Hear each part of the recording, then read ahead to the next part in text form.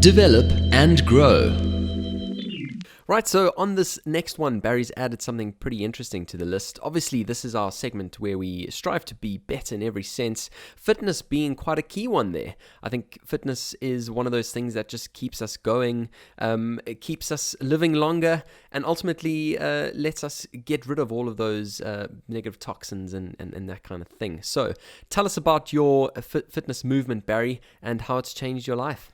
Yeah, so I'm the kind of person who really loves sports. So I play a lot of hockey and a lot of cricket. And so during season, a lot of my fitness training is focused on those sports. And I really enjoy that kind of team environment where I get pushed and really push myself to be as fit as I can so I can play the sports at the right level. The problem I face is that when I get to off season, so places like now in December, when there isn't really a season, we're kind of in between sports, I end up trying to go to the gym by myself and often get very, very lazy when I go by myself. Like I'll go into the weight room, I'll go into the cardio space and I'll work out, but not very hard. And obviously often I'll get tired and I'll give up very easily.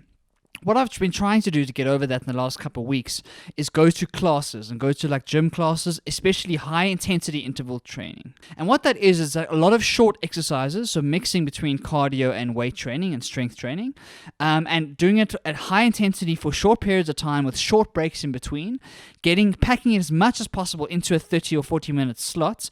And that has really been helping me to push myself way harder than I would have if I was just by myself in the gym.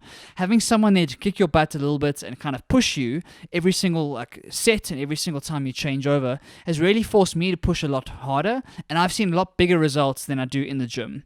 Not only that, but it's a lot more interesting. Having people around you and having different exercises to do based on what a trainer is giving you has really kind of helped me with the novelty factor. I got very bored in the gym when I was just doing my own thing, and this has really opened my eyes to what these classes can actually do for you.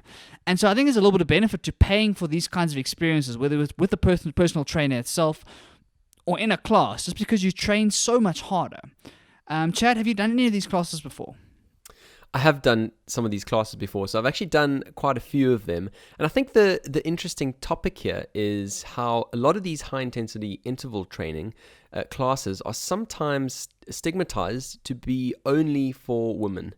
So if we look at the two that I've done, they were not designed for me, but I got a lot of value out of them. So if we look at somebody by the name of Kayla Itzinis, so she is an Australian fitness, basically I think she's done her personal training qualifications and all those kinds of things. She took to Instagram and social media and really revolutionized the fitness world a few years ago with her high intensity interval training program called Bikini Body Guide, I think. And I was certainly training for my bikini body. And to be completely honest, I got the best results I've ever had. Functional strength, certainly in South Africa, those sort of cross-training type events where you've got like Warrior Race or MP Challenge, where you kind of have a 10-kilometer run with obstacles in the middle. That type of training really boded very well for those types of challenges. I certainly had really good results with it. I did it with my partner. And then another noteworthy one being body pump. This is the Les Mills class.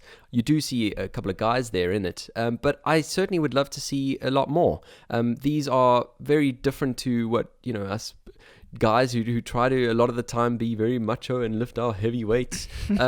Sometimes doing 200 squats with a lot of, not a lot of resistance is actually a more worthwhile exercise. Yeah, I think it's a very important point, that functional strength versus the kind of ego-driven stuff that a lot of guys do in the gym.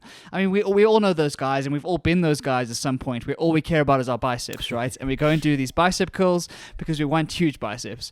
And what these kind of classes teach you is that the functional strength is actually way more important. If you can get past the aesthetic stuff, and you're just looking for health and looking for fitness, these kinds of things are so valuable. And building that core strength and building all of those movements that are very functional in your day-to-day life is really, really powerful. Yep. And so as guys, I think we need to lose that ego a little bit and kind of think about, what am I really doing this for, right? If I'm not a bodybuilder, if I'm not training for some sort of crazy bodybuilding competition, what am I trying to do to make myself as fit and strong as possible to perform as best as I can in the various areas that I perform in? And these kind of classes, I think, are a great opportunity for guys to push themselves out of their comfort zone, do something a little bit different, but I've found fantastic success from it and really am enjoying the process. And so I hope more guys out there will actually join these kinds of classes. Amazing stuff. Really happy to hear about that. Across the pond.